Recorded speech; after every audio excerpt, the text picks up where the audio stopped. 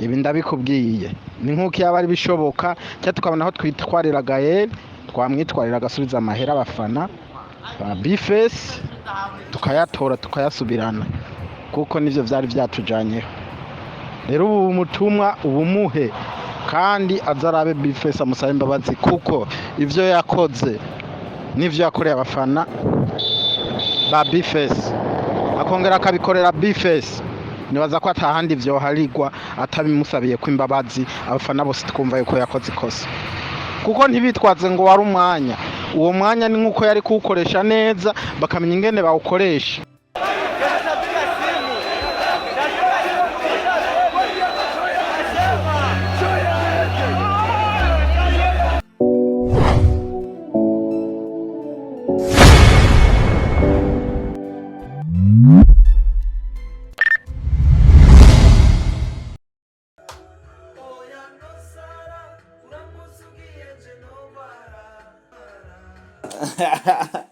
Yes, uko bikose reka muting sound ibindi bikurikira nibaza ko amuza kubimenya. Yes, bakunzi ba Star TV, my name is Starboy the Sheep.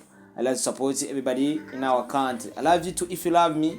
If you don't, I don't care for that. Yes, bakunzi ba Star TV, muri kano kanya nibaza yuko mwabonye yuko namanje guplayinga indirimbo ya Bface on the floor, indirimbo no sara novuga yuko yakoreye mu gihugu ca Australia amasanamu ariko ugeza gukorerwa muri Iteka Music ikorwa no bita Trash Beat.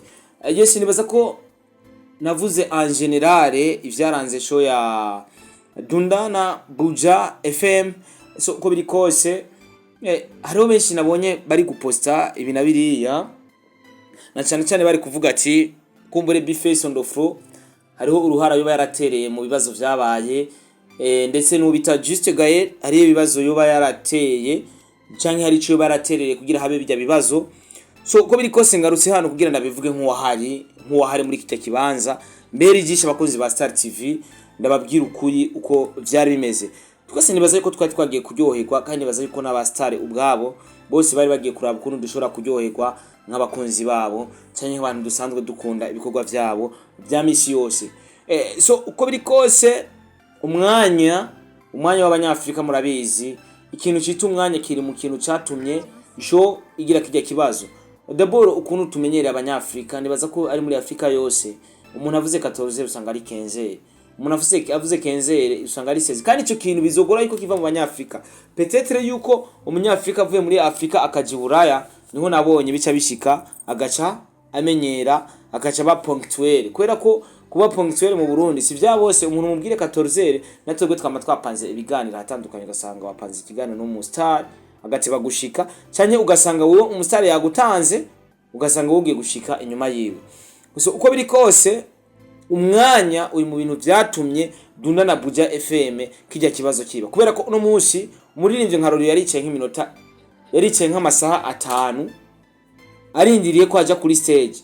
Guys, ibaze kumara nk'amasaha 5 urindiriye kuja kuri stage canke 4 ariko ntashika 5 ushatse kugereranya. Ariko uko biri kose je naramubonye Ruriro amasaha 3 ataraja kuri stage. Amasaha 3 bantu b'Imana ni menshi, amasaha 3 ni menshi wica ahantu wambaye style yawe kuko ubwa mbere Ruriro narabonye yari yambaye yindi style yari yambariye hajya anye sinzano yacaja kuyambarira ariko ngishika yari yambaye yindi style itandukanye niyo yagiye yambaye kuri stage. Bantu b'Imana umwanya abanyafrika uzodutera ibibazo. Umwanya waratumye bino bibazo bihaba kubera ko abantu baririmbye ubwa mbere barakoresheje umwanya ukwiye baranawurenza.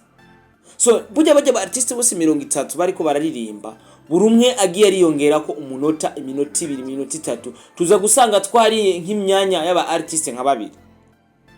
Rero ikibazo kica kigira bajya ba artiste ba nyuma programa nibo bayipangiye bajya abantu bateguye show nibo bapanze programa ati tuzogenda turirimba kuno kuko uwari kurangiza yari Sabi. Bajya abantu bagiye bararirimba umwanya bawutakaza haza umuntu yizanira umu DJ ngo amuvugirize hajya anye ugasanga kugira acekinge sound abitore neza ugasanga ni kibazo. Twarabonye vyarabaye no ku mu DJ wa Kiriku kubera ko bari bamwankiye kwavuza kubera ko Dundana Buja FM yari ya prefer yuko umuntu aza kuguma avuza ari DJ Israel, ariko DJ Israel nawe ne byaramucanze, hari ibintu yaguma avuza by'amahopa ugasanga kwera ko nimba uri umu DJ umu artiste kanaka uja muri show mwavuganye n'umu DJ ati hano hano baza gukata kugira jore gukominikana n'abafana banje, hano hano baza gukata. Rero mu gihe tutakorera repetition hamwe naza gukominikana n'abafana banje gute, naza kuvugana nawe gute mu gihe tutabivuganye. Hari ikintu kiba kigoye, kijya kintu rijya niyerere mwakoze Buja FM kuvuga ati ego irevre umwanya kugira umu DJ umwe bivanye n'umwanya cyari ciza, ariko kundi mwari kukigera, mwari kuca basi mugabanya aba artiste kugira umu DJ basi kumbure basakagira repetition n'aba artiste bose. Bara aba DJ babiri vyari kora yuko agira ama repetition n'aba artiste bose akamenya ati tugeze ahanda za gukata bimeze ukunye ndaza gukata. DJ twaramvije DJ Israel ngiye yari yarushe, yaratangwe kuvuza nabi kuri kiriku, haje umu DJ mushasha yavavugirije ndetse no kuri Double J, ariko ugerageje kuraba artist bose bari burya Bface umwanya wo kuririmba iminota 200 burya anje nibaza ko Bface atari bwayikwiza, kubera ko Bface burya je nta ndabona tera kajagari. Bface nawe ikintu je ndamuzi ko yankumuna musuzugura imbere y'abantu biwe, abahungu biwe bariko baramufana, kandi umugabo yanka abantu bamusuzugura niwe mugabo bundi. Nubona umugabo yemera ko bamusuzugura nta bari umugabo. Juste Gaël agerageza ku mwaka mikro ati igahageze mugabo. Biveze avuga ati rega ntunkurayo ndikurayo, kandi urumva niko biri. Waje kuri stage waramukije abafana no mu gutaha hari agafoto ukeneye ko souvenir twarabonye kiriko avuga ati mwasa amatoroshi rero tujya agafoto basi kanyuma ngende, kwera ko nakiriko yari yanse kugenda bisigura ko nawe kiriko ari umwanya yariye, no kuri Double J ari umwanya yariye, bajya aba artiste bose ari umwanya bagiye barajya.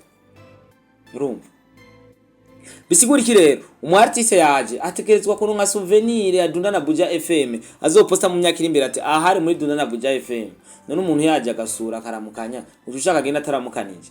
Yagize Gaël kuca avuga ati ngo vayo ari kumubwira ati kaka raba uvuga utwanya umuzogize fresh nyene ukwakwanya para kucumwa uvuga ati hageze genda oya hari utuntu atabara, hari utuntu mu byo abafise ashikiriza abafana biwiwe, hari ibintu bimwe atabaragaragaza. Rero umukwe kuri stage kuri wara arabona ko mu burindero koko natwebwe tubibona tuvuga ati umuntu aramo burindero koko.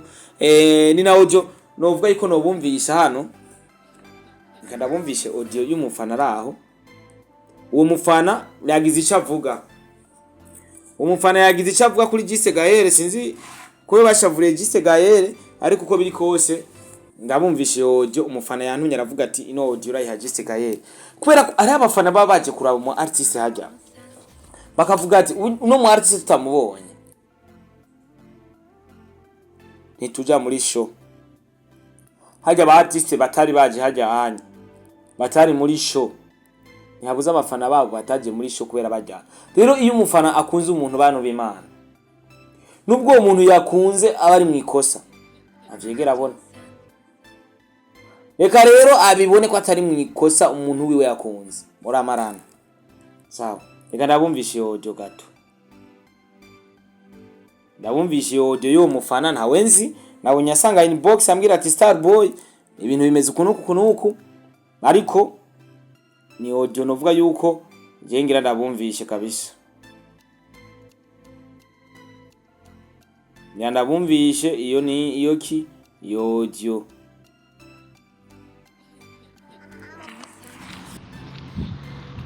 Star Boy amahoro neza, mwiriwe neza, murakomeye, mukomeye ni byiza cyane.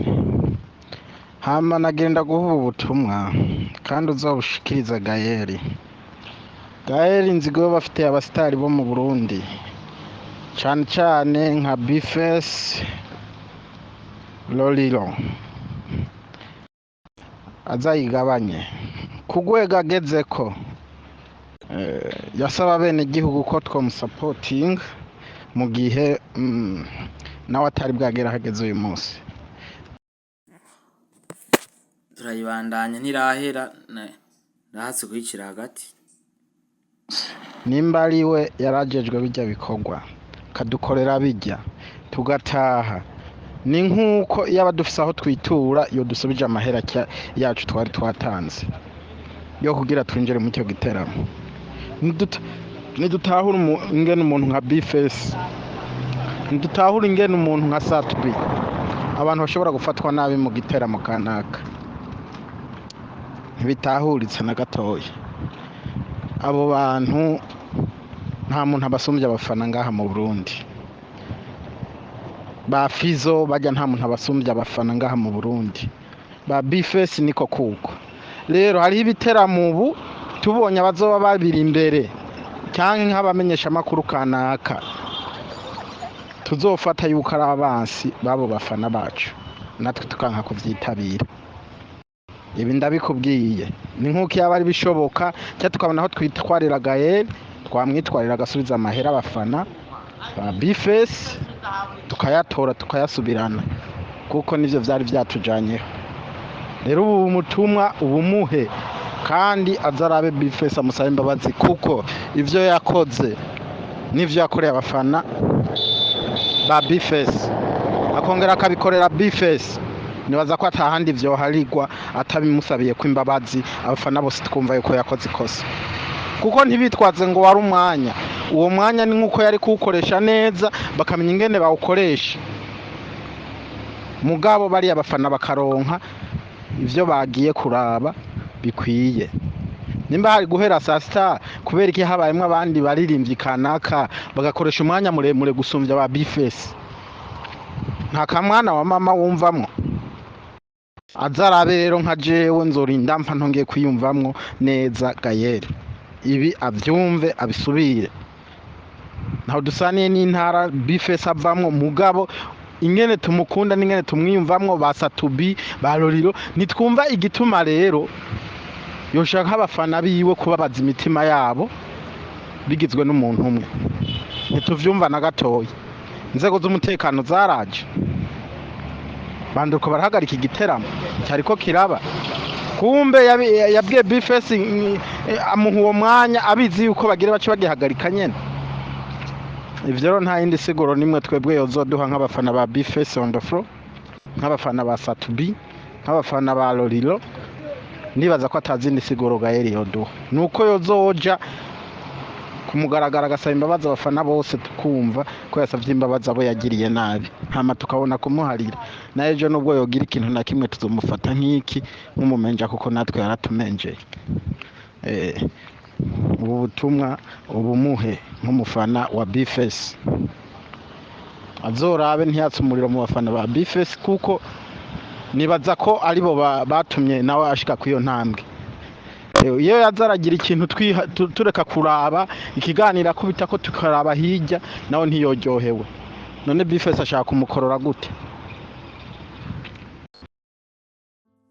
Arabafana n'ubufana n'udufana. Uyu mujama aravuga amajambo, uyumvirije uravuga ati iyo babikunda Juste Gaël twomurondera akadusubiza amafaranga yacu abantu twagiye kuraba Bifesi. Rero yavuze ikintu cy'umwanya n'umuntu, attention n'umuntu araciye ubwenge. Yavuze ati ikintu cy'umwanya, nimba hari umwanya bari kuraba ukuntu babigenza, kuko hari abantu bakoresheje umwanya munini. Ni imwe namye mvuga ati les Africains ntituzi gukoresha umwanya, ariko turi Burayi hariya turashobora gukoresha umwanya vraiment bien, ariko turi muri Afrika umwanya uratugora. Rero bisigura iki? Bo baguye munuzenya muri cya kibazo abantu bagiye barajya umwanya, urumva baba victime. Ariko nibaza ko nubwo babahaye 20 minutes nibaza ko mu basitari baririnze ubwa mbere batarengeje 20 minutes. Nibaza ko bayirengeje kubera ko muri upanze ikintu ntupange 20 minutes uvuga ati ngo mu isaha irimo 60 minutes. Bisigura iki? Waza kurimba batanu, oya shiramwo n'umwanya uvuga ati uyu mwanya wo hagati umusana arashobora kuwujya kugira iki abaririnzi bose baryoheye bagenda bameze fresh. Ino ndayivugishe ntarusha yambwenda yihenuzenya ubwo bita Juste Gaël, ariko byabaye ngombwa yuko ndayivuza ngaho kugira mane hari abafana n'udufana. Twaje kwera Bifesi, kandi Bifesi cyari kubwe turi mu bantu batereye abicyari. Rero nimba twaje kumuraba twarisha amafaranga yacu kwera tuje kumuraba. Guys, bino bintu byabaye attention, kuko nasho iheze ukuntu bafatanya mipro, rasanze aho amipro yicaye agatangura ariko n'umudamu we bagakora ibintu atari byiza ntashimye kuvugira hano kuri kamera za Star TV kubera ko si ibintu byose twovugira hano, hari ibintu usanga bivanye n'ukuntu twakuza atari ibintu tufa kubwira umuntu, za mvugo z'abantu ko kwita, hari abantu bakunze kuvuga ngo hari imvugo z'abantu baragiye, rero hari ikintu uvuga ukamenga ukakivuga umenga kirasanzwe bivanye naho wakuriye, mugo gasanga umuntu kibyiye ntabwo acakire neza kuko amipro batamufata yagira ateri jido roriro kuko ari yamufashe yamucakiye mu zose. Ibyo byose byatewe n'iki? Kugira bugare sho umwanya babahaye niwo wari urangiye, ntabwo bugaye sho ngo ni kubera ko ngo hari umuntu ngo yateje ikibazo, no, kubera ko umwanya wari warangiye. Mu gihe umwanya wari warangiye bategerezwa kugara kubera ko umwanya babatanze uburangiye. None kubera iki wemera yuko muja mu mwanya w'agasunuzo? Ntumedite yuko ujya mwanya warangiye uza kujya kuri stage aza kuhakomerekera. None nimba wari wapanze umwanya neza, wombwira gute ko Sabi umwanya ushobora guhera gute? Basi iyo minota 20 yari isigaye, wombwira yuko Sabi ashobora kuva muri show gutatari umuntu afise indirimbo Jove bien, indirimbo imeze neza, afise amahiti, umunyakanyosha n'abanyakanyosha bari bashungurutse, ugacumbwira yuko mwokoresha umwanya ku buryo abura 20 minutes. Nawe nimwitwaze ngo yaragize iki, abandi muri ko murapostinga ngo Bface ari mu babiteye ngo vyagenze uko mwebwe mwabiteguye, nubwo show yari ryoshe hari hagahaze katumye umwanya ugira ikibazo uza gutuma haba injyane. Iyo hataba umwanya ndibaza ntivyari kugenda uko. Kumbu rero yari gushavura kubera ko ariko araririmba bavuga Bface ndofu, kandi umufana ntushobora kumubuza kuvuga umuntu afana. Umufana ari hajya yari inoti yiwe, inoti yakoreye ntuzi ukuntu yayikoreye, ntuzi ukuntu yayironse, yaje hajya gufana. Buri ariko araririmba ari abari hampande yanje baguma bavuga ati Bface nari kubabuza cyanda gufilima ahubwo nkafata content. Ubundi music niko imeze, niba abafana baba bafise ingufu nke kurusha uriya muntu mugenzi wawe, ikiba gikenewe abafise ingufu nibo baca bagira power. So uko biri kose rero ku bibazo byabaye harimo indinganizo itari nziza kubijanye n'umwanya Buja FM itakurikije, bamwe bakabaha umwanya ungana uko abandi umwanya ungana uko. Ico kiri mu bintu cyateye ibibazo kuko kugira bugaresho nuko habaye ico kibazo, abantu babiri bagwanye nkuko amipro na roriro bafatanye mu mashati baba mangume anca hejuru atabagema. Nivyabaye ngo ni kubera ko iyo bibari babiri bagwanye bari kubafata bakabashira mu gasho cyanye bakabajana ahantu amasho ikabandanya. None hari abantu babiri urabona muri sho bashobora kugwana bakabuza sho kwibandanya, ni gikunda uteje ikibazo muri sho baje bagufata bakaja kugufunga cyane bakaraba iyo bagutwara cyangwa bakagusohora. Niko bimeze ko twarabonye na bodyguard uteye ikibazo baragutera bakagushira hanze. Bisigura iki rero kikakuvuga ngo Bface ahubwo afise abafana abashaho ya abafana be nabo ku mutima azobaha akantu kabisa, azobaha akantu afise umutima mwiza. Sho yari musanzwe ari meze neza kandi Bface kweri ku bafana yo nakwica. Bface nta hantu wo mutwara vraiment abura abafana. Bface nta hantu wo mutwara abura abafana ku miziki yiwe. Eba nafasi yo tutamupeleka atapata abafana. So ko vyagenze baroriro yari twaye nabi roriro of course, ariko nibaza ko ari ishavu bivanye n'uko indinganizo ya show yari imeze cyangwa ukuntu yabibonye cyangwa ukuntu yavyakiriye. Kugira ishavu nibisanzwe nimuce muvuga ngo rongo yagize ishavu ngo yamenje, n'utari rero yaragira ishavu natwe twama twagize ishavu y'ibintu kanaka. Rero kugira ishavu nibisanzwe tureke guca duta rero ibintu kuri bariya kandi tureke gufatana nabi muri show. Ubwo urumva yuko umufana yavuze ati ngo sijyambe ngo amafatana ababasana. Rero umufana ninza kubwira ati wamufata nabi umufana bambe umusani niwe yatumye ubuko onyishuri mugabo, kandi kirazira kwiyemera mu gihe ubona ntago bari vyiza kubera ko no munsi ringahe turashobora kujaha. Nibuka ko nibaze ko mwibuka ikintu kigeze kuba hagati ya Bface na Dramatic kuko kijya gihe mwarabonye umuntu yahombye cyane yagize ikibazo, ariko bikose nibaza ko barasabanye imbabazi byaraheze. Yavuze ati Juste Gaël dusaba imbabazi kuko iyo tumenya handu cyo kwishyuza inoti yacu mu gihe tutaravye Bface wacu kandi kuyikwishyuza ukayidusubiza. So imani bahezagire cyane kwa Juste kumumvisha yuko icyatumye show itagenda neza sat bakabura umwanya museba mahiti in 2 minutes